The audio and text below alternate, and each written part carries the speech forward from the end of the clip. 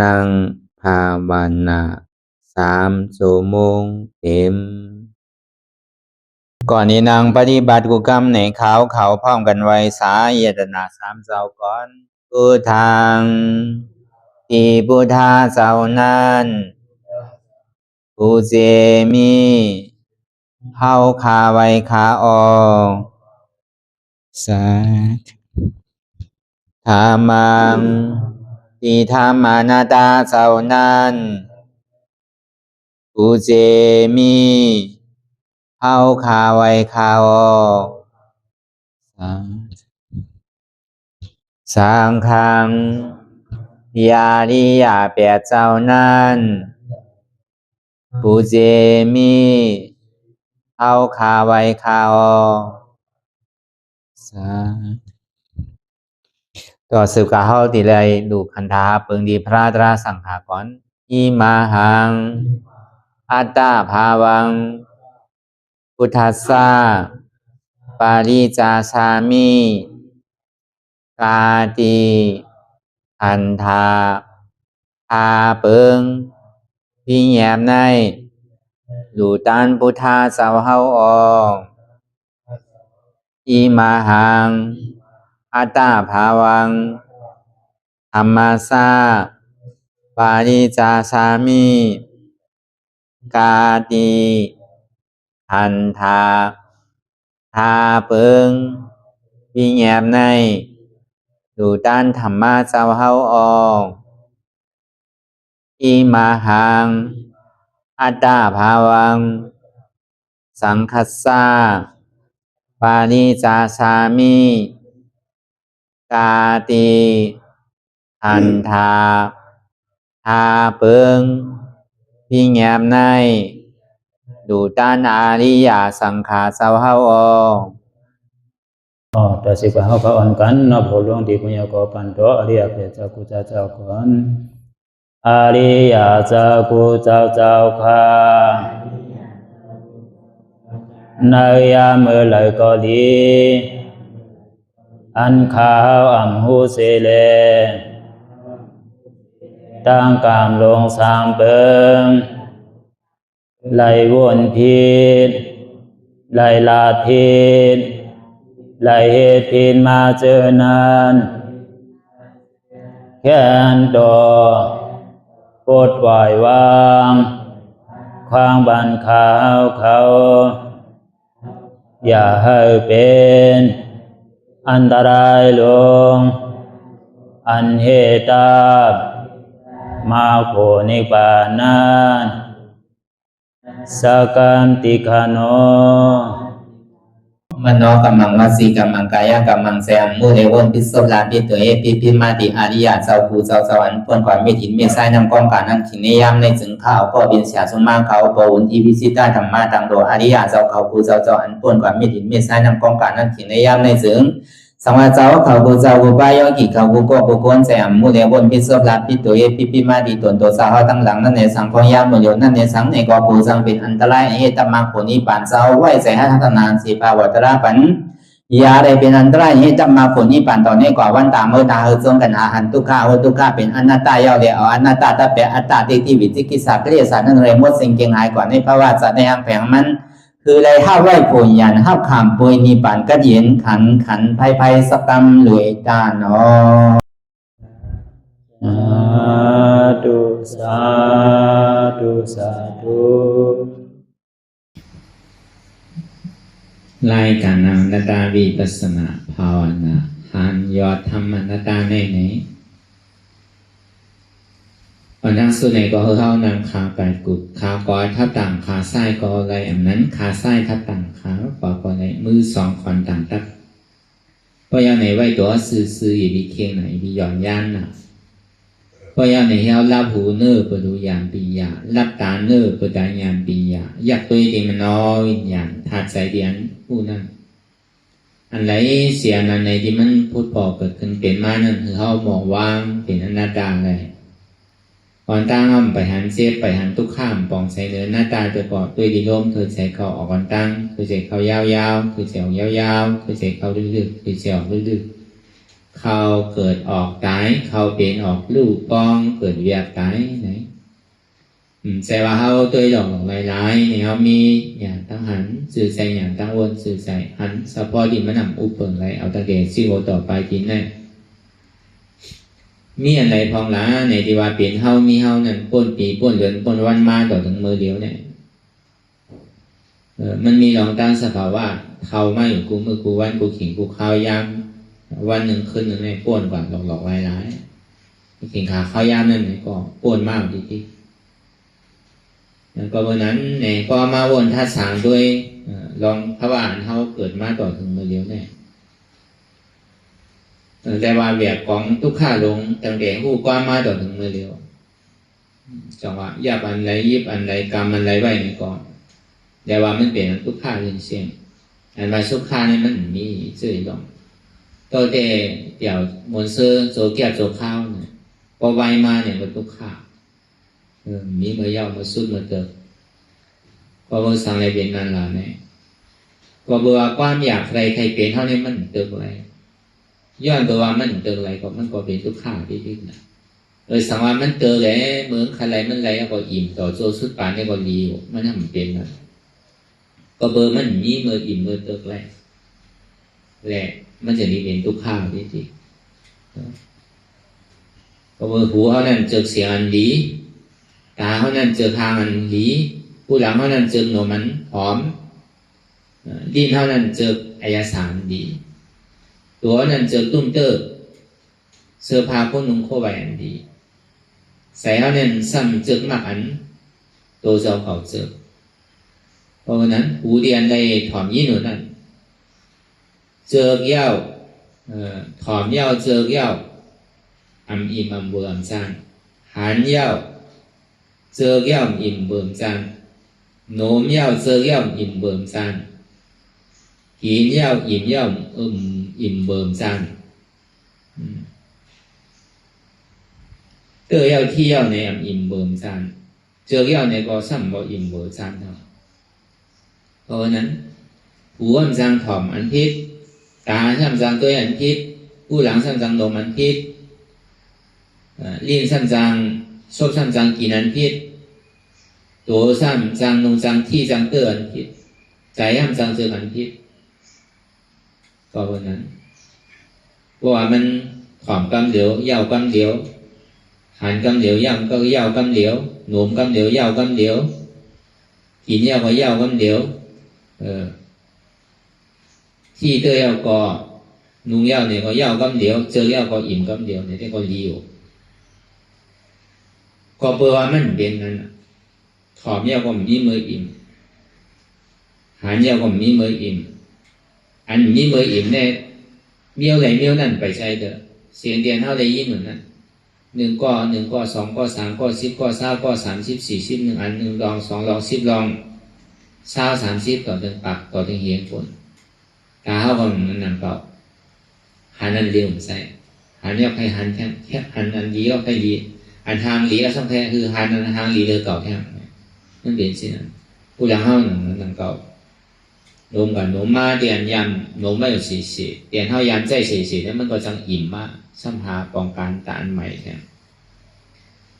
แล้วก็วันนั้นมันมีมืออิ่มมีบอกนั่นตีเด็ดเสียงเดียนเจิกนั่นเนี่ยมันเป็นล้อผ้าอันสุขาเวทนาเนี่ยอันเจอในห้องว่าสุขาเวทนาเป็นล้อผ้าอันทางดีนั่นเป็นสุขาเวทนาล้อผ้าอันหอมนั่นเนี่ยก็เป็นสุขาเวทนาล้อผ้าอันดีกินนั่นเนี่ยก็เป็นสุขาเวทนาห้องว่าล้อผ้าอันดีนุ่งดีที่นั่นเนี่ยก็เป็นสุขาเวทนาในห้องล้อผ้าใจเรียนเจอบนนั่นเนี่ยก็เป็นสุขาเวทนาเป็นล้อผ้าก็ทุกขาเวทนาเป็นต่อซ่านั่นนะโอเปคาเวทนาเป็นโมหะหมานะ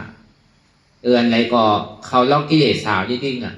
ๆเสียหาอายาสาการตุ้มเตือนก็เบอร์นั้นเนี่ยประมาณวนท่าสางตัวมันปึงอีกหรือเสียล้อกานี่มันว่าลอยสังละ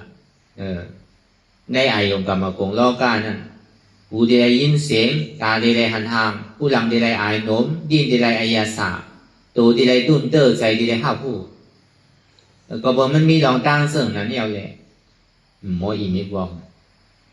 อันเนี้ยมันจะมีว่าการเรียนเท่าใครถ่อมใครยิ่งการเรียนเท่าใครหันใครโน้มการเรียนเท่าใครกินใครที่ใครเตอร์การเรียนเสื้ออกสับใส่วันนั้นมันเป็นการทุกข้าเชิงนั่นน่ะอยู่รายแดดมันไม่เป็นการกองทุกข้าไว้น่ะ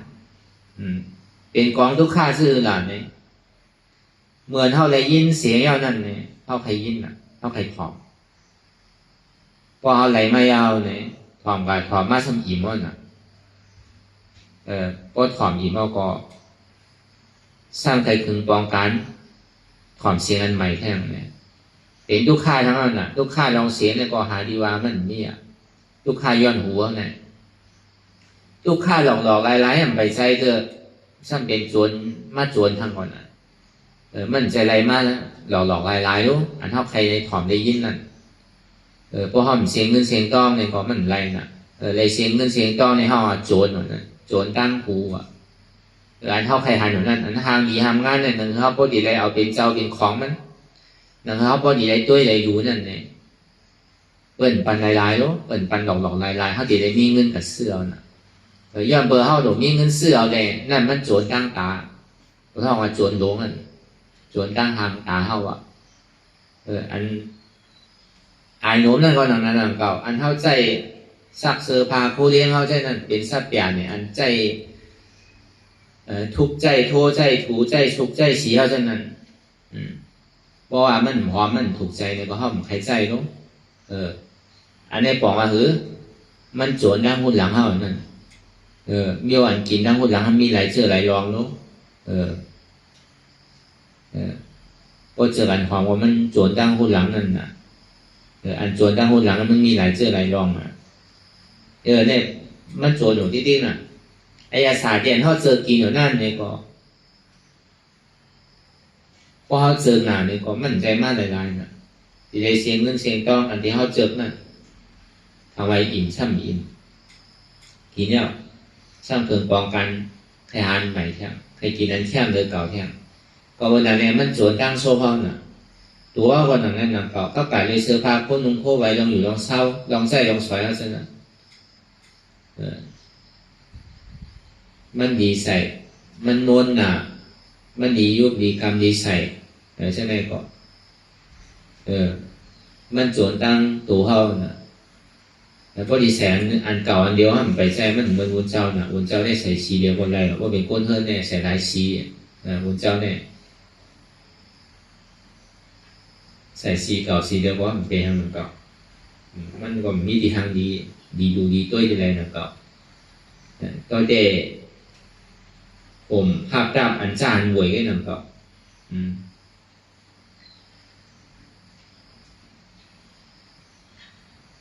นั่นอ่ะมันทำโจรดังตัวเขาทางนั้นมันทำเปลี่ยนของที่ต้อง1 ปีมีหลายปอกอีกดีว่าก้นเฮิร์นแต่วุ้นเจ้ายังหลุดหลายเปลี่ยนอยู่น่ะเดือน1 2 เดือนก็นุ่งกว่านุ่งมากก็ยอกคนหนังเก่าฉีกขาดหนังเก่า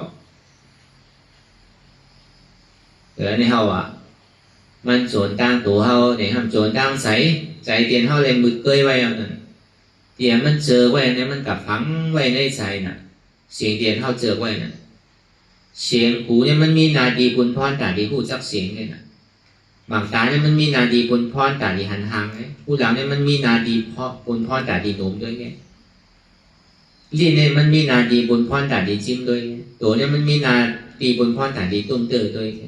เพื่อการพูดสร้างดีเลยให้เลยเจอเจอเรียมดีเนี่ยมันมีดีหมักหัวใจเนี่ยมีดีใจพูดตัวเนี่ยผูกจู่โหมันโมเสียงก็มันมีดีใจมันหมดนั่นน่ะพอวันนั้นแหละมันโจรเท่าอยู่ตึงวันตึงเดือนตึงปีน่ะเอาตั้งแต่เท่าโอกาสมาเนี่ยกำโจรหนูกำโจรเนี่ยพระเบียนเจ้าแตกไว้เหมือนนั่งเคินทำเนี่ยอายตนะเนี่ยมันเหมือนเพิ่นห้ามหูเฮาผู้หลังหูตาผู้หลังซบโตใสเนี่ยมันเหมือนเพิ่นห้ามหมู่พวกหลังมันมีสั่งเพิ่นห้ามนั่นก็กับพวกอยู่เพิ่นทางหลังนึงก็เสียมันมายาเนี่ยโจรเข้าครับแม่เสียมันว่านั่นเป็นโจร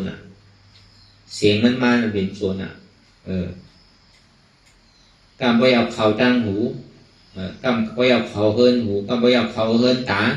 กำบ่อยากเขาเฮิรนหูหลังกำบ่อยากเขาเฮิรนลิ้นกำบ่อยากเขาเฮิรนตัวกำบ่อยากเขาเฮิรนใจเนี่ยมันจวนในกุฏถ่ายนะว่ามันเขามันมีฉันว่ามันเดี๋ยวเอาเสียงๆนะอันเสียงอันห่างผางอันไอโน้มอันอาหาระอายสารนั่นดองตั้งอันนวลไว้นั่นดองตั้งเดี๋ยวมันมาที่คือถูกอกถูกใจนั่นเนี่ยมันเป็นส่วนหลงมันหมดเพราะไว้มันหนังเพื่อนห้ามเนี่ยก็โจรเนี่ยมันจังโจรให้เขาเนี่ยพระเป็นเจ้าแจกไปนั่นเมื่อหนังพ้นปลายตื้ออยู่เฮิรนอยู่โจรลงขึ้นมาแต่ดีมาโจรเอานั่นมันหูว่าโจรไม่ยาวเนี่ยเพราะมันไปพอดีโจรมันเพราะโจรได้ทำพอดีแหมมันก็อ่อนคัดใจได้ไปคัดใจได้ไปมานั่นมันติดลองเสียงลองหางลองไอลองยาสาลองการดุ้มเตอร์สร้างว่าเลยอยู่จอมมันอยู่เสียด้านเนี่ยก็มันติดมันเหมือนหนังน้ำมันเนี่ยมันติดน้ำมันเดี๋ยวเสียงเดียนเท่าไรยินอยู่นั่นเนี่ย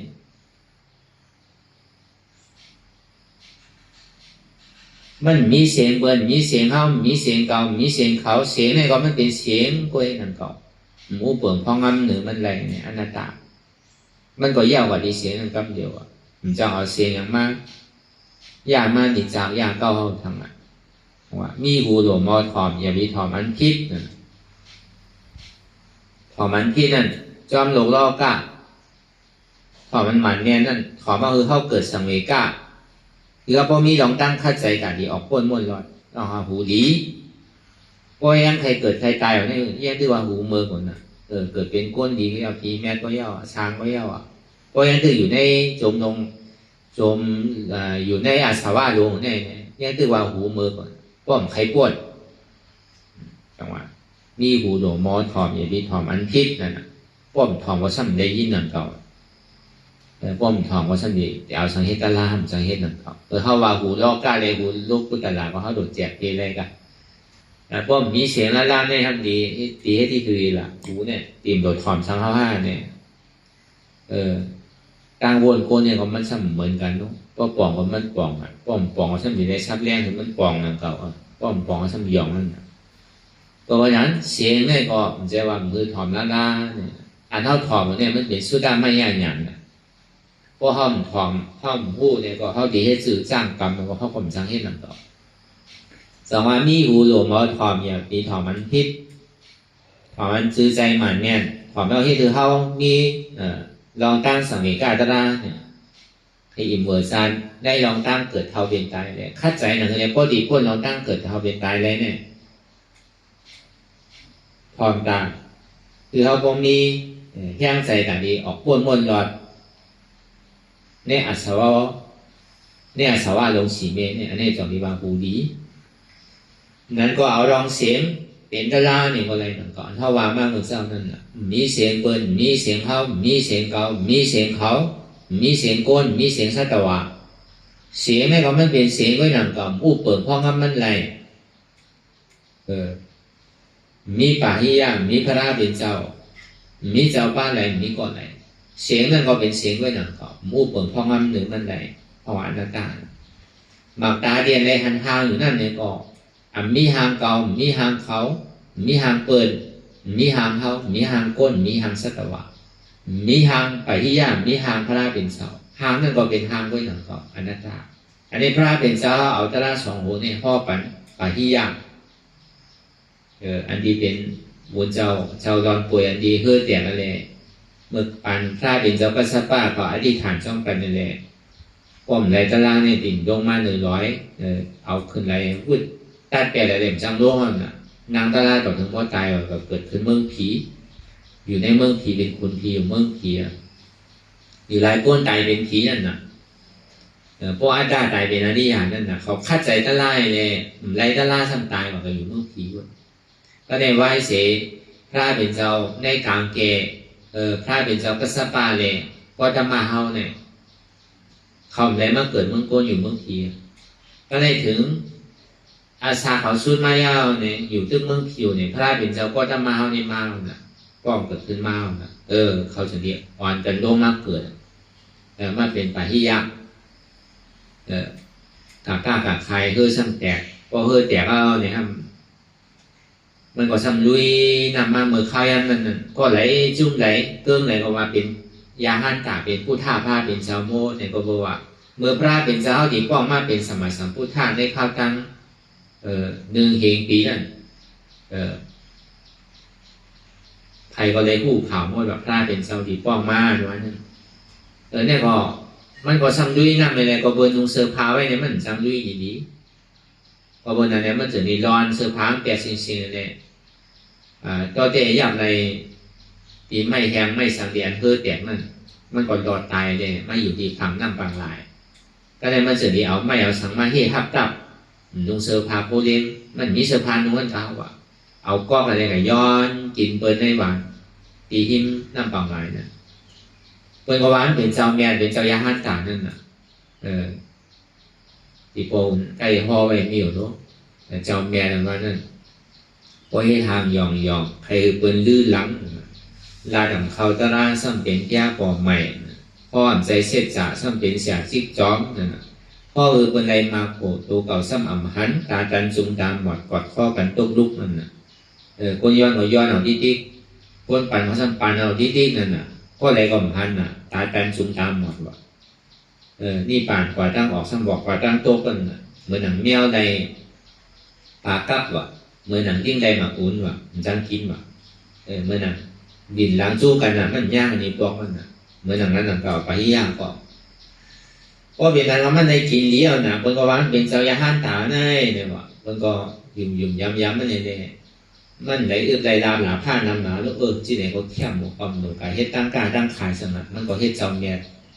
แก้เจ้าเมียปอมีอยู่แล้วต้นไม้ก็หนูว่าเสื้อผ้าคนนุ่งโคไว้ก็เป็นว่าพอต้นนุ่งมันติ่มเป็นเจ้าเมียนั่นหรอกก็วันนั้นแหละคนสามอันเป็นก็มันตีเขาอะไรเฮ็ดตะลาเนี่ยสมัยเป็นอนาคามกว่าก็อยู่เมืองสามคนน่ะพอหันได้ก่อมันจะบอกได้ก่อเนี่ยมันเฮ็ดเจ้าเมียปอมเนี่ยก็กำกับบอกมันเนี่ยมันดีชุ่มยาวเนี่ยมันจะดีวินมาดีเนื้อเอาเนื้อปลายไม่เนี่ยมาฟ้องใส่มันไอ้ยากมันก็จะอย่างเงี้ยก็เป็นไผมาพูดชักจือลอยก่อนมันก็เอาผินอย่างมันบนด้วยแหละเมื่อจานหลังปางก่อนเขายามเป็นได้ก่อกันมากมือศาสนาพุทธาพระเป็นเจ้ายังตึงมีอยู่นั่นพระเป็นเจ้าได้เอานี่ป่านเนี่ยว่าพระเป็นเจ้ากัสปานั่นเขาทำอยู่จ้องกันในวันในว่านั่นน่ะบุญเจ้าจุ้มใหญ่ในสัมวาพระเป็นเจ้านี่ป่านก็ดีเอาวะเขาเทสังว่าเขาดีเลยเฮ็ดหนูมีไผมาหามาเฮเขาหนูจ้อมาวะคำสั่งสอนเนี่ย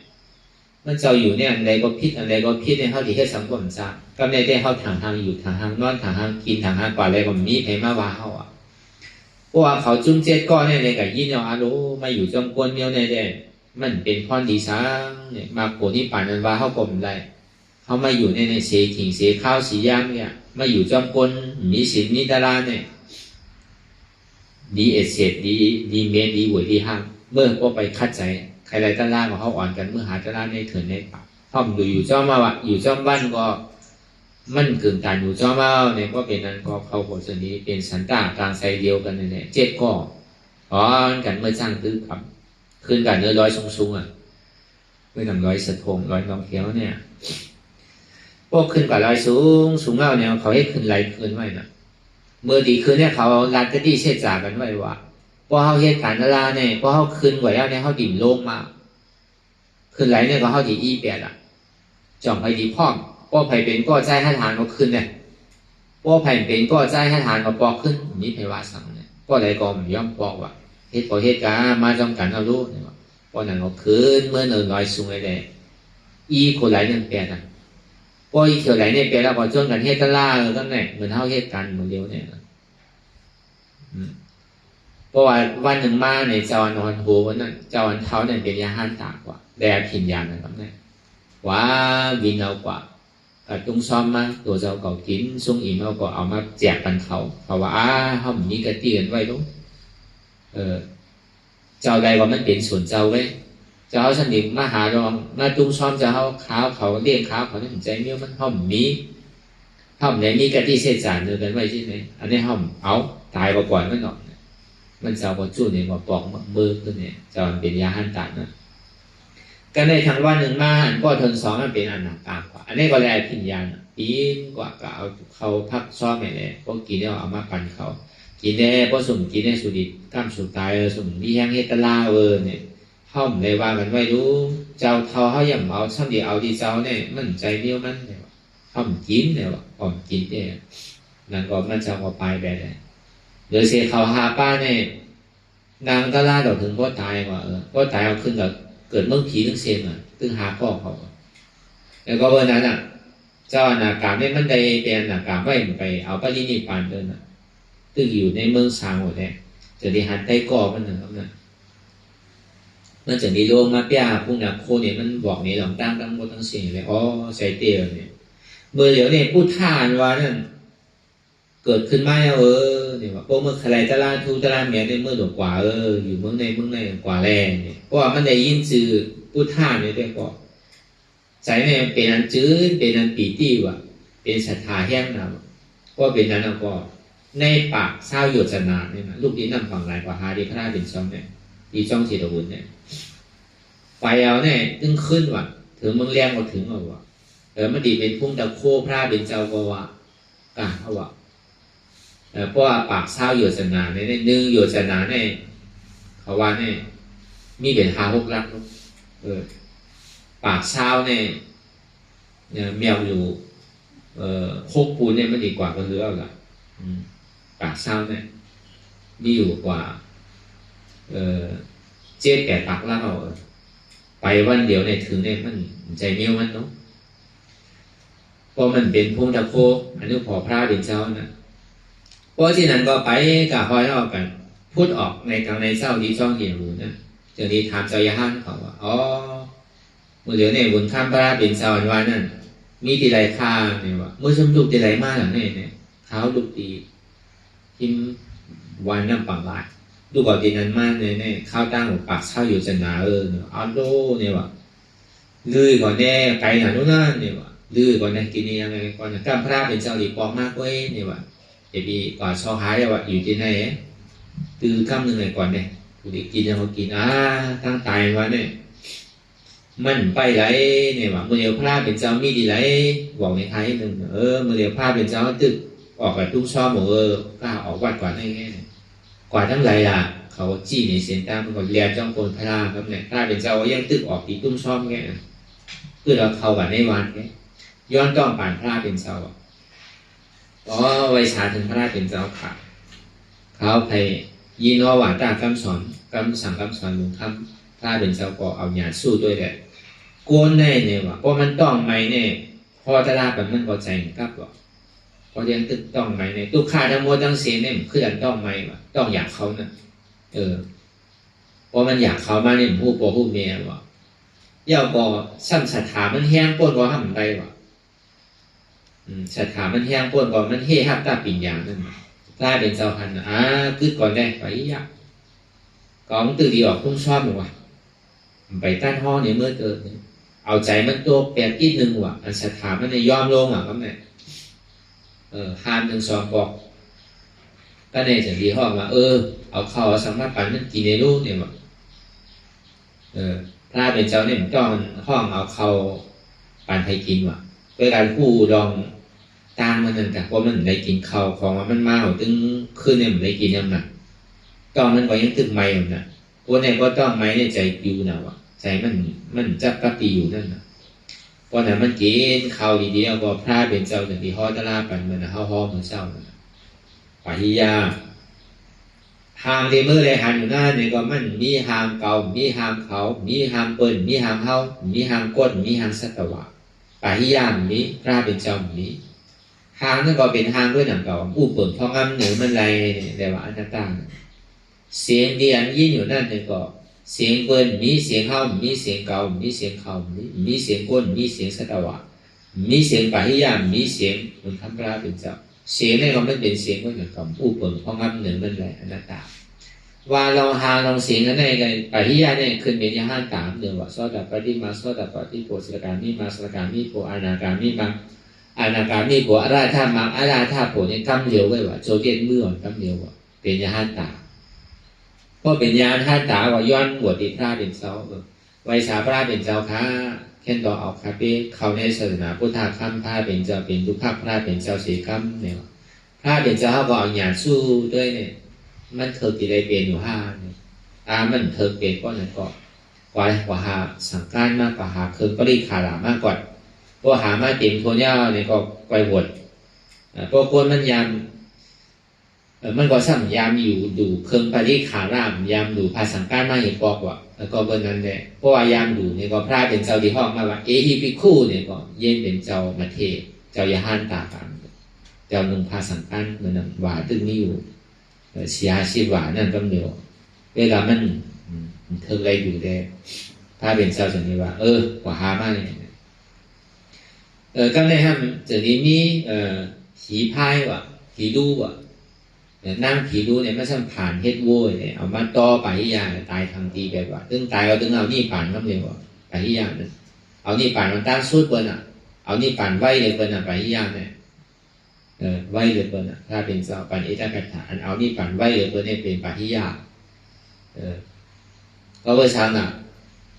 ก็เบอร์จ้องวันหลังเนี่ยเมื่อเขาเป็นสัตเทพอ่ะเขามีไว้ก่อกัน5ก่ออ่ะเขาต้องการซื้อเมย์หมอกยามากเลยการเลี้ยงในสวนเสื้อแหละได้ปันเงินปันสังเมย์หมอกยา1 วันก็เนี่ยก็เอาปันเนี่ยเพราะปันเนี่ยเอาเนี่ยเขาช่างเสียรายขึ้นว่ะนั่นคือเลยที่เอาโคเลี้ยงปอกขึ้นเนี่ยโคอันที่มันห่างเคิงไว้นั่นเขาช่างแหมมันตายเลยเอาโคเลี้ยงนั่นเป็นของเขาไปได้ว่ะก็เบอร์อาเปียตั้งพิธีเขาเลยเอาเมย์หมอกยาเนี่ยตายเลยเมย์หมอกยาเนี่ยซ้ำไว้ปฏิฆาต่อเขาอ่ะแต่ก็เบอร์นั้นเนี่ยต่อถึงก็มาเป็นเจ้ายาฮันตาว่ามันร้อนได้ผ่านเป็นวุ้ยเขาก็ตายไปทำปีเนี่ยก็เอานี่ผ่านกว่าเนี่ยไหวสิ่งนั้นมาพระเป็นเจ้าปอกขึ้นมาหันไปที่ยาเนี่ยยังก็สมัยนี้ใจเจ้ายาฮันเขาใจเขาหาเมื่อก้นวานหาเมื่อเอาเมื่อเผาสร้างสวยไว้เอาให้เป็นก้อนมูไว้ที่วัดติพระเป็นเจ้าจ้องศิลบุญนะเขาก็จนกันกุบโอกันมาโอ้เปดีเสียไรเนี่ยตัวเตมาหันนาพระตัวเตเดี๋ยวมาถอมตะไลอีกหนึ่งได้ย่ำไปตั้งในบวชได้ช้างตะไลหันก่อนไปได้ของว้วนที่นั่นวะตายก่อนหลายๆตายห้ามตายให้พอดีว่าถ้าเป็นเจ้ามากคือดีนั่นน่ะพอดีเอาพระว่าจารย์ในวันได้ก็ใจอยู่มันตายสามทุกกล้วยกาพอดีเอาพระว่าจารย์ตั้งหลังวานเขาเลยให้ท่านเปิดเนี่ยออกกึ่งอยู่แค่ทำเปิดไว้นั่นเนี่ยสุยไปทำเนี่ยหนังเขาในวันตะลานวันนี้มันโดนน้ำโลเกว่ะมันเป็นยาฮันตานั่นเนี่ยมันอะไรตะลาทัวเป็นยาฮันตาเนี่ยว่ะอันนี้ฮาวานลองเสียงลองทางนั่นเนี่ยก็เป็นตะลานกับฮาวาใช่ป่ะมันใจตะลานเนี่ยมันใจนะถ้าเป็นเจ้าเขาพอพอมาเนี่ยพอมันมีมีพันไว้เลยเปิดให้การตะลานนั่นก็บอกว่ามีพันไว้เอาเนี่ยก็อันแต่เขาถอมไปก็มันคิดนั่นน่ะมีหูหลงหมอถอมอย่างที่ถอมมันคิดนั่นน่ะถอมเขาก็จ้างคือกำซ้อมนั่นน่ะมีตาหลงหมอตัวอย่างที่ตัวอันคิดนั่นน่ะแต่บางตาท่านจะเจอตัวอันคิดโลอันดีมันเจอตัวเนี่ยตัวอย่างเขาบอกอิ่มเบื่อจานเขาบอกเกิดสมัยกาตราเนี่ยน่ะจะที่เขาหมักตาดี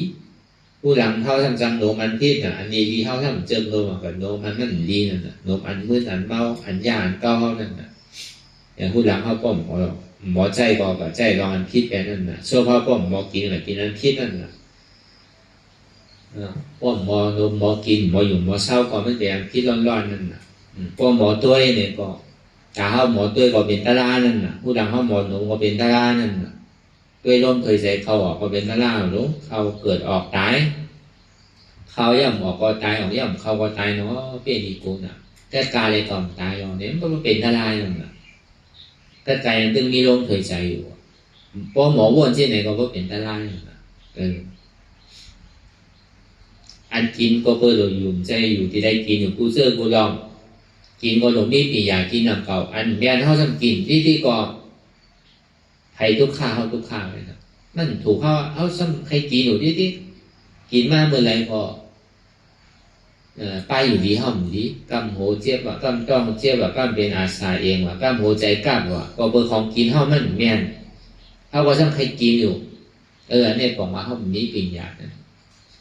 ก็ ก็บอกว่าอยู่บ่หลบกินแค่น่ะแต่ว่ากินบ่หลบอยู่ลูกคนเฮาเนี่ยบ่ฮู้ว่ากินบ่หลบคือขันธ์ทางอยู่ใกล้ๆก็กินก็เป็นตะลาบ่ฮู้ว่าอยู่ก็บ่หลบกินนี่ใกล้ๆเนี่ยก็กินไปวันตายแค่น่ะเฒ่าก็บ่กินข้าวกันน่ะอาชายาก็บ่อยู่คือกันน่ะป้อมบ่กินก็มันเป็นตะลานั่นน่ะมันเป็นเช่นนั้นกันเสื้อผ้าผู้นุ่งโคไว้เท่านั้นในก็นุ่งบนตาดีผมภาพตาบันจ้านปวดก็หนังก็แต่ว่านุ่งว่าดีได้เข้เข่งปวดโพจ้าในเบิ่นใจเนี่ยลองนุ่งเสื้อผ้าผู้นุ่งโคไว้ในก็กว่าพ่อเฮ็ดตะลามาเป็นตะลาไงน่ะอันเท่านุ่งเสื้อผ้าผู้นุ่งโคไว้ในนุ่งบนตาดีผมภาพตาอันจ้านปวดก็รู้ก็มีเป็นคนเจ้าเนี่ยที่ได้เฮ็ดซื้อที่ได้นุ่งผ้าซื้อนุ่งโคซื้อก็เป็นที่ได้ฮู้นั่นเมียหุ่นเจ้าเนี่ยที่ได้ทาหัวที่ได้นุ่งผ้านุ่งเตี่ยวคาเลี้ยวพอนุ่งผ้าตรงผ้าสังการที่ได้มีล็อกไว้เหมือนหนังล็อกหน้าที่ไหนครับก็เป็นเมฆาวเนี่ยก็ที่ได้นุ่งสีคองเนี่ยสีโยกีสีขาวเนี่ยใช่ไหมสีกาแฟเนี่ยใช่ไหมก็การมีล็อกเนี่ยท่อเป็นได้ขาวก็มีล็อกเนี่ยเป็นหุ่นเจ้าแล้วก็มีล็อกเป็นเมฆาวนั่น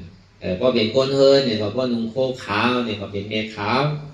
เมชินเนี่ยก็นุ่งก้นใจนุ่งโคขาวเป็นปอชินเนี่ยพอก้นโยมนุ่ง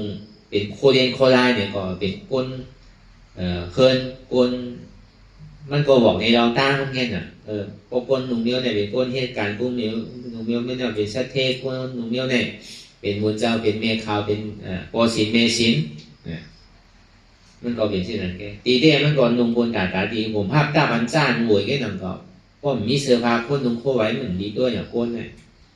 มันดีตัวอีกอ่ะคนตัวดีอ่ะเป็นวัวเป็นกายดีตัวมันมีเสื้อผ้ามันก็ห้างดีห้างมันก็เป็นมาเป็นวัวเป็นกายก็มีเสื้อผ้าก็มันเป็นห้างคนนั้นเนี่ยพอมันมีเสื้อผ้าเนี่ยมันดีตัวอีกนั่นมันทางจ้าหวยเพราะฉะนั้นนุ่งบนตาดีผมภาพตาบันจ้านหวยแกเนี่ยแต่พอเป็นเช่นนั้นมาเนี่ยก็เขาหมออยู่หมอเศร้าตามสภาวะเปิงเต้ความไทยเป็นห้องว่าอยู่ปอเป้งนั่นนะอย่าไปอยู่ร่นอยู่เลออยู่ปออยู่เป้งนั่นนะอย่าไปร่นป้นตีนั่นนะอย่าไปปล่อยป้นตีนั่นนะอยู่ร่นอยู่เลอเนี่ยมีร่นมีเลอใจร่นใจเลอห้องว่าอยู่ร่นอยู่เลอน่ะอยู่ปอเป้งนี่คือเขาใจกว่าตามสภาวะมันอ่ำจ้าป้นอ่ำข้านป้นนั่นนะก็จะมาปล่อยว่างป้นตีหนุนนุ่งเช่นก็เสื้อผ้าในนุ่งจุ่มเก่าจุ่มเดียวก็ได้นั่งเก่าทีแรกใกล้ๆทราบวันมันนะถึงวันนุ่งจุ่มเดียวสองจุ่มก็เป็นเหมือนเจ้าแล้วทีแรกใกล้ๆทราบวันเนาะก็เมื่อกูปอกได้เมื่อพาสังการมันไปเดิมแต่เปิดต่อแต่นุ่งพาสังการเนี่ยพาโต่งเนี่ยเสื้อผ้าเนี่ยมันมีก่อนเสื้อผ้ามันป้ากันนะเรียกว่ามีสังการโก้ไปสังการโก้นี่มันเฮ็ดหลายเดียวเอานุ่งอะไรไว้ก็ไรเพราะเหมือนพาตรงในพาสังการมันมีแฮมเนี่ยก็เป็นเอาพาสังการโก้มันไว้พอแฮมมาเนี่ยก็ซ้ำขึ้นเอานุ่งขึ้นประเทศเนี่ยเมื่อกูบอกเนี่ยมันโดมีนำนะที่พาสังการเป็นยังไงพาโก้พาสังการตีเป็นยังไงตาดีพอเขาถึงเขาจ้างด้วยกรรมตราเนี่ยก็เอาพาสังฆเตี้ยช่างผมขึ้นพอมันไม่เนี่ยก็เอาแค่เป็นมอนโฮป้อมไม่เอาผมขึ้นเป็นที่เจนะมันโดยได้เบียดของหน้าเขาน่ะพอเขาถึงเขาฝากจ้างด้วยกรรมตราเจ้าเตี้ยเอาฝาได้มาอะไรเนี่ยก็คนก็เย่ามันโดยได้ใจที่ใจจับใจห้อยเห็นตัวเหือนะเพราะมันมีหนักเนี่ยก็บนนั้นอะไรเป็นตลาเนี่ยมันมีเนี่ยเพราะเขาเอามาเฮ็ดเนี่ยเป็นตลาเชียงเอามาบนทัศน์เนี่ยก็บนนั้นอ่ะมันติดเสียนติดหางติดไอเดียสาติดลองที่เติร์ดย่อมาสั่งจึกน่ะติดลองใจนะครับนะเพราะว่ามันพอหอเป็นล้อก้าอายงกรรมโกงนี่ก็ว่าอันนี้นะ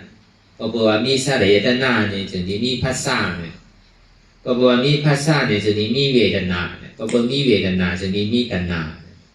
เพราะว่าเสียงอายสาการตุ้มเตอร์ภาษาเตอร์ตั้งเสียงตั้งหางตั้งอายตั้งตัวตั้งใช้เอาเนี่ยก็เกิดเวทนาเกิดสุขาเจอเสียงอันดีเจอหางอันดีเจออายหอมเจอยาสาอันดีเจอนุ่งเจอที่เจอพาคนหนึ่งคู่ไปอันดีเก่าเจอหนักถอมเย้าหันเย้าโน้มเย้ากินเย้าเตอเย้าเจอเย้าอิ่มเบิ่มจานเนี่ยอันอิ่มเบิ่มจานความอยากอะไรใครเป็นนั่นปืนเลยเสียงอายสาการตุ้มเตอร์เกิดที่เกิดภาษาใครถอมด้วยใครหันด้วยใครโน้มด้วยใครกินด้วยเหมือนได้ยินนั่นใครถอมเสียงได้หนักอันใครถอมได้ห้อภาษาได้ถอมเย้าเหมือนตาได้หันทางนั้นใครหันหนักใครหันนั้นเต้มันหนักได้หันเย้าห้อภาษาใครถอมภาษาอันใดถอมว่าเนี่ยเป็นภาษาอันใดหันเย้าเป็นภาษาอันใดโน้มว่าเป็นภาษาอันใดตุ้มเตื้อเป็นภาษาอันใดเจอก็ในเป็นภาษาภาษาตั้งเสียงภาษาตั้งหางภาษาตั้งหูหลังภาษาตั้งโซภาษาตั้งตัวภาษาตั้งใสเนี่ยเกิดภาษาเนี่ยก็เกิดจึงนี้เกิดเวทนาเนี่ยเขาสุขาเวทนาก็เกิดเวทนาจึงนี้เกิดตัณหาความอยากใครใครเป็นใครมีเมื่ออิ่มเมื่อสุดเมื่อเติมก็เกิดตัณหาเอาเนี่ยเกิดอุปาทานใจชับใจจ้อยใจติดอันพอจะบอกอะไรนั้นเมื่อยังตึกใจติดอยู่นั่นเนี่ยกามาภาวะกู้โสกรรมกู้โสกรรมเนี่ยกรรมข้าวกรรมล้ำกรรมข้าวล้ำเอาเกิดมาตามเหมือนเดี๋ยวไว้น่ะภาพเดี๋ยวก็ถึงกรรมดีกรรมให้มันไว้น่ะพอทัดสามเนี่ยมันเป็นตอนดีเต้มันกว่าไว้น่ะมันจะว่าตีได้มาถอมไม่ยิ่งเนี่ยเป็นข้าวยำไอ้คิง5 มินิ10 มินิมันกว่าเนี่ยมันใจโจเรียกเมื่อนกำเดียวเนี่ยก็ล่างมาเนี่ยมันไวน่ะสภาวะเปลี่ยนรูปสภาวะเดียนมันขึ้นนั้นไวน่ะก็เลยพอมาหูซื่อหูเมื่อเซเนี่ยอันเท่าหูความมาต่อถึงมือเดียวเนี่ยไม่เปลี่ยนทุกขาเซนติดเสียงติดทางติดอายติดอายศาสตร์ติดโตติดติดใสอันเท่าติดอยู่อันเท่าเจือเนี่ยมันสมัยอิ่มเมื่อไปไรมาในสังเวียนทุกข้าถึงไรมาเย้าก็สังเวียนทุกข้าหนังก่อมันเย้าถึงดีไรมาสังเวียนได้นุ่มล้าทั้งนั้นเหมือนว่าเขาคาไรก้าเนี่ยเมื่อไปมีก้าคาไรก้าก็ได้พอไรก้ามันเย้าที่ไรก้านู้นน้ำมันบนหัวใจเหมือนหนังบางก็เป็นว่าเท่าไรอยู่ในต้านก้าวเขาหลูก้าได้น่ะเขาหลูน้ำมันนั่นโน่เดี๋ยวเจนันการหลูก้ามันร้ายแค่นั้นน้ำมันจะเขาสำหรับใส่ทั้งโดดตัวทางโดดปัดโผล่ลุ่มล่าทางที่ไหนกันเขาว่าเมื่อไปก็มีมาในสมัยในลุ่มล่าตัวถึงนั้นตีอยู่ตีเศร้าเหมือนกันนั่งเขาเพื่อนเท่าที่ไหนก็เมื่อไปมีเพื่อนใหม่ก็ใครเพื่อนใหม่เมื่อตึงมีเพื่อนแกมเนี่ยก็ฮัลโหลใครถึงกวางก่อนโอนเอาก่อนน้ำถึงดีกวางมากเนี่ยพวกขี้ข้านเที่ยวเนี่ยก็เป็นพวกเป็นเวอร์หมดอ่ะเป็นใยของกาวเป็นฝุ่นเต็มหมดอ่ะตัวอื่นถึงอะไรบางก็อยู่เพิ่นจันเดียวใครอยู่2 จัน3 จันเหมือนเปิ้นได้อยู่สูงตัวเปิ้นเนี่ยมือใหม่ๆได้ให้เที่ยหมูมือตึกหนุ่มหมูแต่ใกล้ขึ้นใกล้ลงเฮ็ดกว่าเฮ็ดมาเนี่ยข้านคืนเอาเพิ่น2 จัน3 จันเนี่ยมันง่ายๆแล้วขึ้นลงๆคานใจนั่นต่อตีป้าตีเดียวก็ขึ้นลงก็เพ้อนั่นเก่ามันเป็นนั่นเบิ่มไปไล่ได้ใครไล่หนักถึงดีไล่มาเนี่ยครับคานลุมลามันเนี่ยทุกข้าย่อมมันเถอะนั่นแต่ว่าพอมีหนังพอทุกข้านั้นน่ะแต่มันก็ใกล้เลยวันเลยเมืองออกตางในทีเดียวใครมีมัวนู้เท่าว่าตัดทีเล็กเจงตุงตองทีมันทะเลยันกุ้งใช่ไหมใครมีอยู่กูเพิ่นเมื่อไปหู้สังเดือแต่เมื่อนั้นตึกกาจะขายแต่ใกล้ก็กว่านอนก่อนหนูกันนอนหอแต่ต้องเลี้ยงสังนี่เฮือนเท่าลูกปล่อยถึงไรมากถึงไหนก็ไล่ก็ได้มีมันเย้าน่ะมีหนักบนทุกข้านนะมันว่าน่ะมันเย้าที่ว่ามีอยู่ในลุ่มลามันทางสมุนโดลุ่มลาปั่นก้นตัวไปมันทางที่เนี่ยมันนี้มือป้นแต่จังว่าการนั้นใครเปลี่ยนในโลกรอการเนี่ยแต่ว่ามีหนักมากกว่ามันเปี่ยมใช่มันเป็นอันทุกข้าเสียงแต่พอเขาปล่อยภาวะอะไรเนี่ยก็มันก็เป็นทุกข้านั่นนะจังว่าตามพึกตามมวลตามเสียงเนี่ยตามแต่เขาหูความมานั่นอันเท่าใครเป็นใครมีเนี่ยมันเปลี่ยนทุกข้าเสีย ยาบันใดก็เป็นกองทุกขาเสียงอันว่าสุขาในมันดึงมีอันใดเพเจอลองเปลี่ยนมามันเป็นสุขาเต้เนี่ยวนด้วยดีๆตั้งแต่ลองอยู่ลองเศร้าตั้งแต่ให้เข้าสวนเข้าหนาวเมื่อไปมีหน้าเนี่ยก็ใครมีก็มีน้ำเป็นน้ำมากก็เป้ไทยเป้ช้อนเหมือนเก่าแล้วก็เหมือนเมื่อเข้าเมื่อเดียวมาก็ไปมีน้ำมามีน้ำหนำมาก็ในก้นช้อนมีน่ะช่างในจานบนจานว่าบนสั่งมาทั้งมือเดียวเนี่ยเอาก้นแดกกันเอาน่ะเดี๋ยวมันมีองค์นั้นข้ามห้ามใช่อะไรหนังเก่าเปลี่ยนที่หนังเขาทุกข้ามากก็ได้ป้อมเฮลาลาเนี่ยมันสันติวาปล่อยหน้าห้ามแปดเจนที่เนี่ยมันก่อมย่อมันก็จะเป็นทุกข้าแห้งเนี่ยเป็นเช่นนั้นอันใดก็พอดีมาวนทัศสามด้วยเนี่ยหนังวนข้ามพระเป็นเจ้าวันสมาธิที่หันทุกข้าเนาะแต่ป้อมหันในก็ถามว่ามันเป็นสุขาที่เนี่ยเพราะหันทุกข้าก่อนมันจะมีใครป้อมไปหันทุกข้าเนี่ยมันยังตึกว่าเป็นสุขาที่กันลองอยู่ลองเศร้าลองกว่าลองไปลองที่ลองซ้ำนั่นอันมันห่าวถึงวันตั้งแต่ผู้กว้างมาต่อถึงมือเดียวต่อแน่ต่อถึงป้อตายหาได้วันนั่นก็ไว้กับมีขิงมีข้าวมียำเมื่อข้าวยำเดี๋ยวให้ตัวหาก็หาปุณตาแต่ที่อยู่เศร้ากว่าแต่ที่เรียนอาสาสายใจกว่า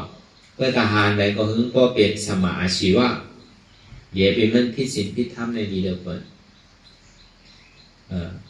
เพื่อข้าวยำเดี๋ยวหาปุณตาส่วนตัวก็เดี๋ยวหาจะว่าอันต่างเสื้อต่างรองถ้าฝ่ายเลยลองอยู่ลองเศร้าลองกินลองว่าลองอกใจต่างๆเนี่ยมันปุณตาดีดุมลาถึงเข้าโจเกียโจข้าวตาดีที่เข้าป่าไงมาหลวงเช่นนั้นแกมันใจดียาใจเท่าไรเนี่ยแต่ว่าอันการกระด้าเนี่ยมันเป็นการยาใจมันเป็นอาหารราตั้งใสอันนี้เนี่ยมันแต่ว่ามันเป็นการขันใหญ่เลยคนมุ่งกูเสื้อกูลองเนี่ยมันใจการขันใหญ่จังว่าหลบปันขิงปันข้าวปันยามมือเฮ็ดส่วนตัวก็หลบเฮ็ดหลบไว้กาไว้ขัน1 ปีนี่เรียกก้นหลอกลายเป็นอะไรกูเลิศก็เขาว่า1 ปีลายปอกให้มันโดดเป็นอะไรอย่างมันเขาว่าพระเป็นเจ้าปีแง่ไว้ในหวังนี่ก็เบอร์หันพรดีต่างตะกาเพื่อดีไรความน้ำกรรมสอนของคุณพระเป็นเจ้าตีได้จ้างตื้อกรรมตะล่าตีได้มาอาทุกตะล่าเลยพระเป็นเจ้าสังกีปีแง่ไว้คือมีหวังคืออยู่ในหวัง3 เดือนเข้าผลนี่ดีกว่าตั้งไรอยู่จำบ้านไรคงไงเนี่ยก็อยู่ที่นั่นเข้าว่าที่นั่นตั้งบอกมันคือตีวัดว่าใหญ่เตรียมตัวเจ้าเก่าย่ำเข้าว่าเฉยๆนี่ก็อยู่จำยิ้มหอมวันอันเป็นไรเฮ็ดอยู่ไว้โจแก้วโจข้าวก็ได้อยู่นั่นแหละเดี๋ยวนำคำสอนของข้ามพระเป็นเจ้าเนี่ยคือเป็นตัวไรจิ้มด้วยอายศาสตร์ดาราคือเป็นตัวไรจ้างตื้อกับตาหน้าศีลาคือก็เป็นเจ้าพันดีฐานปฏิหวานญาดีหน้าดีดินดีนั่นเป็นส่วนใดส่วนเป็นของควรใดรุ่นลาเพราะว่าศาสนาพุทธะข้ามพระเป็นเจ้านั่นเนี่ยพระเป็นเจ้าก็ปันคุณไว้ในว่าชามเลยนะปุตตะโกนก็บริหารในวันในชามเลยนั่นดีกับให้ตั้งกล้าตั้งขายว่ามันจังให้ไรดีๆนะเพราะมันเป็นข้าวคนที่ให้ไทยให้โซนให้สังคมมันถามให้ไรดีๆมันเป็นข้าวผลต้องติดกับกล้ากับใครเลยเพราะมันใจข้าวย่างคนหนูกล้าหนูขายมันจะเป็นข้าวย่างหรือเหตุการณ์ให้งานในข้าวตั้ง3 เลยเนี่ยเรียกว่ามันเป็นข้าวย่างแต่ที่หากู้สู่ได้เจเมื่อหนังวุ้นเจ้าวุ้นจ้างว่าเช่นนั้นนี่ก็อยู่จ้อมเถินจ้อมทำอยู่ห้างก้อยเขาเหมือนไรนะถ้าเป็นเจ้าของพี่เนี่ยไว้ตีมได้อยู่ที่โฮมที่ได้เอาว่าคือได้อย่างที่ย่ำผลย่ำสังนั่นสามถูกอันนี้ก็ไม่จำเป็นคุณความดีตาเจ้าสังขารยาหันย่าเขาจำเป็นคุณความดีตาวิยาวิสาคุณความดีตาอุปโสอุปสิกะตะกาเปิดนั่นในข้าวตั้ง3 เดือนเนี่ยแต่ว่ามันเป็นส่วนใดส่วนเป็นของก้นเพิ่นเขาปฏิวัติเจเนี่ยเพราะว่าตาเจ้าหุ่นจ้างเนี่ยก็ออกหวามาหนึ่งก็เป็นกว่าหาตะลากว่าห้ามกุ้ยกว่า2 ป้ากะป้า1หาไผ่หามัน1กว่าหาตะลาไผ่ตะลามัน1ก็กับข้าวยามหวานเนี่ยอันจ้าพอได้ตะลามาถอมตะลาพูตะลามาเนี่ยฉันดีแล้วมาสั่งสอนกันตะกะ คือต้นก็ได้ผู้ได้จ้างคือกรรมช่องนั้นที่เรียกว่าในวันนั้นมันเป็นส่วนใดส่วนเป็นของตะกามันเรียกว่าเป็นส่วนใดส่วนเป็นของสังขารใช่กรรมนั้นเนี่ยมันเป็นของตะกาเรียกว่ามันเรียกว่าสังขารนี่ดีเลยคือเนี่ยอยู่ใจก็จ้างคือกรรมก็ดีเลยมีเตียนโฮมันสังที่ไหนก็ไรมันเย้าเตะทีไหนทีนั่นนั่นจะเท่าว่าก็วันนั้นเพราะปองแสงแรงใสดีว่าทำมีหันทุกข้าทำใจผู้ว่าทุกข้าในผู้เปิงและอนัตตากรรมสองคอเนี่ยมันเมียหล่อนตอนเกเรเปิดอันเท่าหันอยู่ปวดมาหนึ่งอันว่าเท่าหันทุกข้าเนี่ยอย่าไปว่าใครหันเด้อยินว่าให้ยินนู้นอันว่าทุกข้าเนี่ยนะเพราะว่าคืนสิว่าทุกข้าเลยเนี่ยก็ได้ยินมาเนี่ยนะเหมือนอันมันดื่มใครเจอก็ลองเท่าลองเป็นวะลองตายวะทุกข้าขานใจหนาวะที่ไหนอะไรแต่ยินอยู่แล้วไม่ต้องให้เรียนไปว่าพวกคนบอกแจงแรงแสงตะลานเพตะลานเนี่ยเวลาพวกมันหันสภาวะเปิงเตี้ยมันกูเชื่อกูร้องเนี่ยให้เรียนกว่าจอกไรเสียงไรเสียก้าเนี่ยก็เหมือนเราเรียนทั้งโกนเท่าก้ยเนี่ยป้นมันแหละแต่ว่าถ้ามีหันทุกข้าเตียนเท่าใครใครเป็นอยู่อันเท่าถามว่ามันเป็นของดีอยู่นั่นมันเป็นทุกข้ามันจะเป็นทุกข้า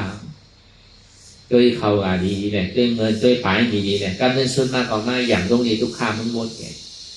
มีอะไรดีคือเหมือนอกเหมือนใจเท่าใดที่เตะเนี่ยว่าทำมีหันทุกข้าทำใจผู้ว่าทุกข้าเนี่ยอุปเปิดพองำเหนือมันไหนอนัตตามันเป็นทุกข้าเสียด้าเนี่ยก็ห้ามอุปเปิดพองำมันไหนกรรมพยายามมันดีลู่หายหลังไอ้นั่นก็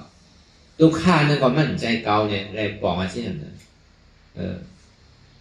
หันทุกข้าเนี่ยทุกข้าเนี่ยก็มั่นใจเก่าเนี่ยอนัตตามันเป็นอยู่ทุกข้าตัวทุกข้าใจอยู่เนี่ยก็มั่นใจเก่ารู้เป็นเก่ารู้อุปเปิดอะไรก็อนัตตาอันตาดีหันเนี่ยวัวนั้นในใดเนี่ยก็ที่ได้พึ่งเต้พึ่งหนาที่ได้ตัวเอาตัวแทงหันยาวหันแทงตาดีมันยอมภาพอะไรที่เต้ในเนี่ยก็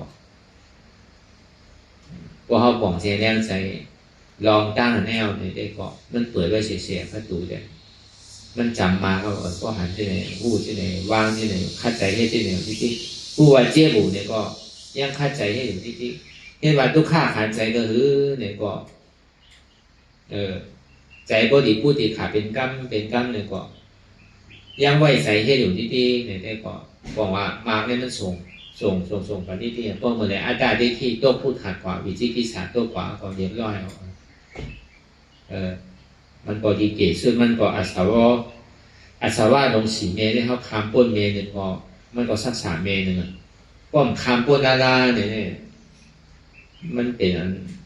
เทเป็นพื้นเป็นไพ่เป็นทุกข้าแวดล้อมเขาไว้อยู่เสียดินกว่าทั้งไรก็ป้นแล้วป้นอะไรหลุม4 หลุมเนี่ยมันจะดีตรงมันจะดีโล่งหลุม 1 หลุม 1ก็ก็วันนั้นนะครับพวกก่อนเสียแรงใส่ว่าลองตั้งหันตั้งโมตั้งสิงเนี่ยลองตั้งหันจ้างตื้อกับเนี่ยอันมันจัดอันมันแจมอันมันแจกจ่างเลยเปิ้ลเนี่ยหานันหมันเนี่ยแจกจ่างเลยเปิ้ลง่วนันหมันเนี่ยแจกจ่างเลยเปิ้ลหานันหมันเนี่ยหันทุกข้างหันอยู่ผู้อยู่ย้อมภาพว่างเป็นอนัตตาหันเจี๊ยบผู้เจี๊ยบภาพเจี๊ยบว่างเจี๊ยบเป็นอนัตตาหันว่ามันใจหัวเก่ามันใจขาเก่ามันใจมือเก่ามันใจตัวเก่ามันใจเก่ามันใจเจ็บเก่ามันเป็นอนัตตาเนี่ยลองหันลองวนอะไรเนี่ยคือตอนในบนเสียงมันเป็นเศษจากตะลางมันเป็นอันหมันแมนซื่อใจมันเป็นปรมาตเอาหาปรมาตหันปรมาตไล่ปรมาตเป็นปรมาตอ่อนค่ายพอยังตึกกับหันนันเตียวอันมวนเสื้อหันนันสุขาอันจอนเสื้อเนี่ยหาปีเงียบหันปีเงียบไรปีเงียบแล้วอะไรเกิดตายป้วนไหลตั้งทุกข้าแต่พอให้ป้วนลองตั้งทุกข้าเต้ที่ได้หันทุกข้าที่ได้พูดจับทุกข้าที่ได้ห้าเอาสภาวะทุกข้านี้มันเป็นอยู่ การเดินชุดมาบอกว่างดีใจแล้วนะอ๋อทุกข้าลงย้ำใหญ่แต่ได้เนี่ยก็อุปงพองำเหนือมันได้รู้มันเคยเปลี่ยนชื่อมันเคยหนีชื่อเคยซ้ำชื่อเคยแต้งคือเคยถีบชื่อเนี่ยก็มันใจเขารู้ปล่อยมันเนี่ยมีทุกข้าไว้เดียนมันเกิดขึ้นมีทุกข้าไว้เดียนมันตั้งอยู่มีทุกข้าไว้เดียนดูกว่าเหลือเสียทุกข้าเนี่ยมีอะไรในก็คือเอาหยาดปีแล้ววนดีวนยาวๆเขายามหึงอย่าไปว่าไพ่อย่าไปว่าเทิงอันเท่าหันเท่าวนอันเท่าวนเท่าหันนั่นถึงเพียงเก่งกันวนต่อถึงเจี๊ยบมันปอสุดวนต่อถึงตุค่าปอสุดตัดต่อถึงอัตตาปอตกพูดขาดกว่าอะไรที่มันพูดบอกเกิดขึ้นมานั่นคือเอาหมอวางเป็นอนัตตาอะไรเนี่ย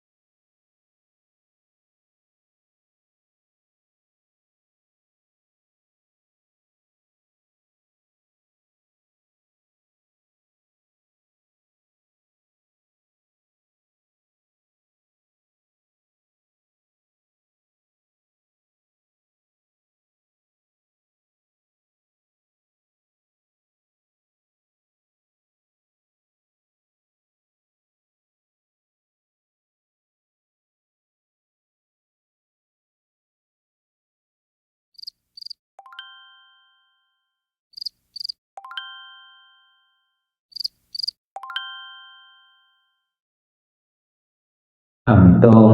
งหนึ่งค่ายลายพื้นเปิดตามึนตา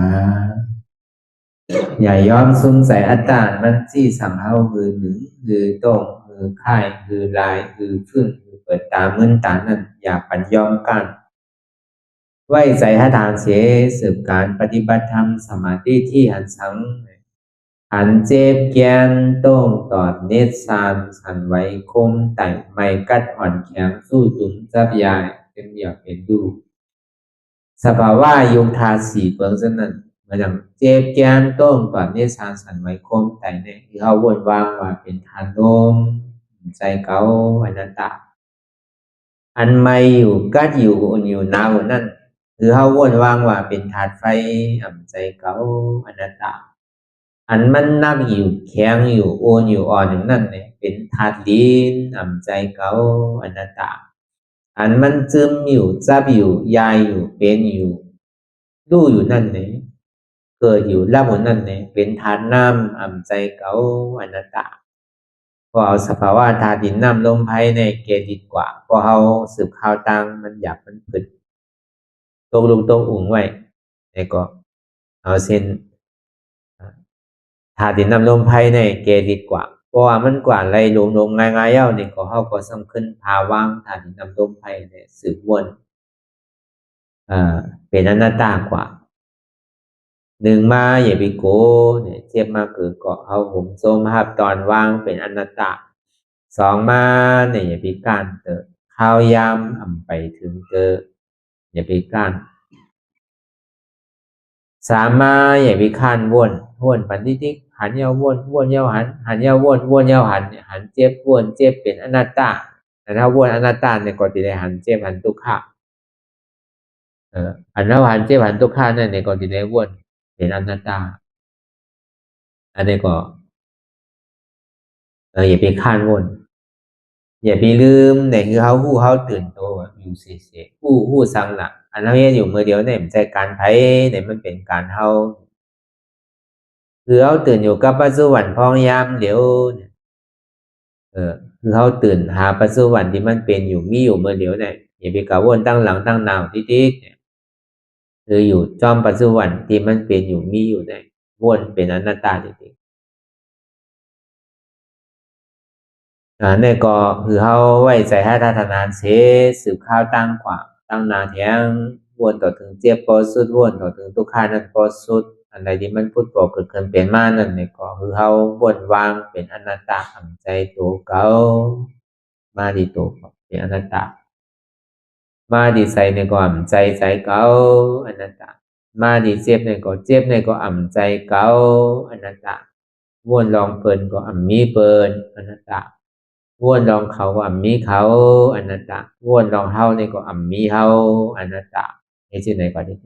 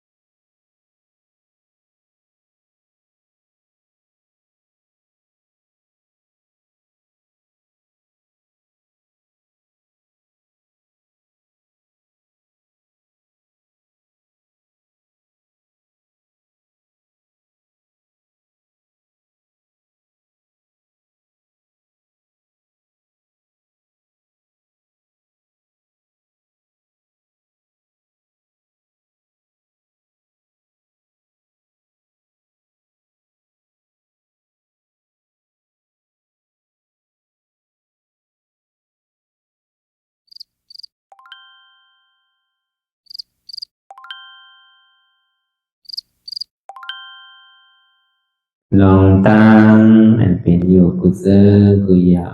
ย้ายข้องคำไว้ที่ใส่หูถอดถอนออกที่ใส่หูมันออกเสียงก่อนสภาวะอะไรก็ดีลองตั้งอะไรก็ดีอันเกิดขึ้นมาที่อยู่ตัวที่ใส่ที่เจ็บสนั่นถอดถอนออกที่ใส่หูมันออกเสียงสภาวะอยู่ธาตุสี่เปิงสนั่นเจ็บเทียนโตกอดเนตรสั่นไหวโคมไต่ไม่กัดอ่อนแข็ง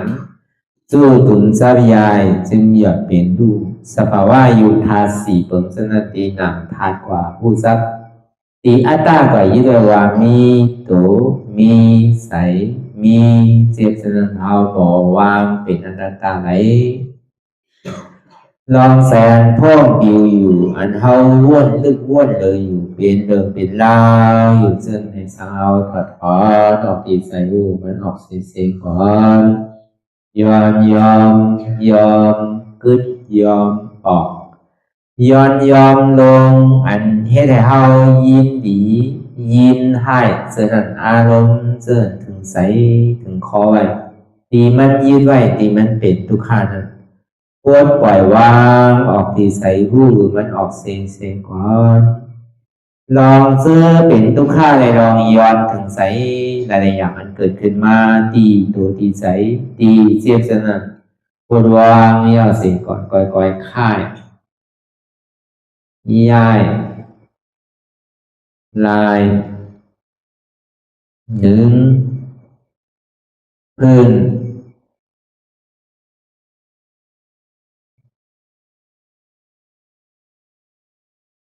พอยาวๆไหนก่อยเปิดตาลืมตาลอยได้เป็นการปฏิบัติธรรมโคหายอดธรรมอันเกิดขึ้นที่โตที่ใสที่เจ็บอันนั้นโคนหาเหตุหา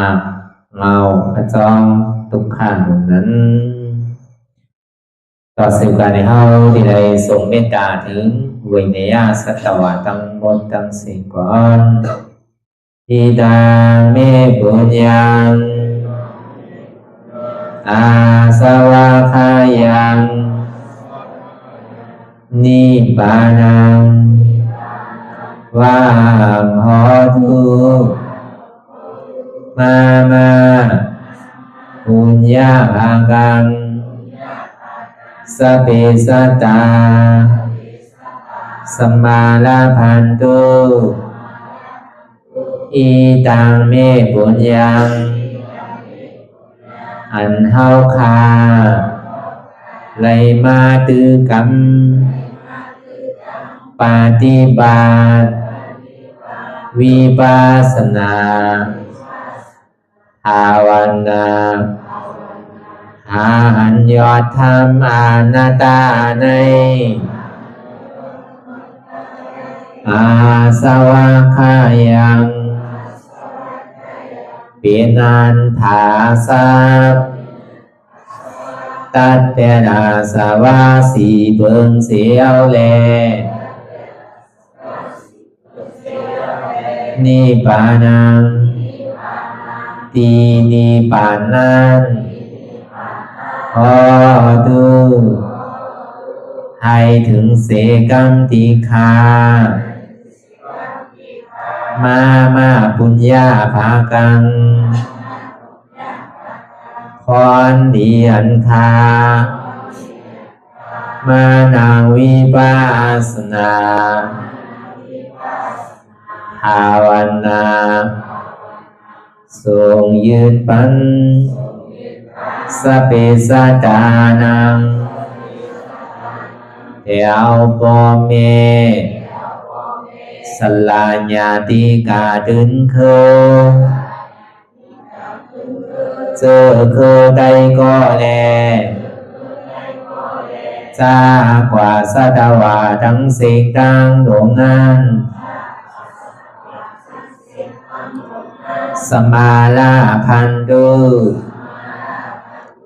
อะไรพรดีนำกันตั้งเฮาคา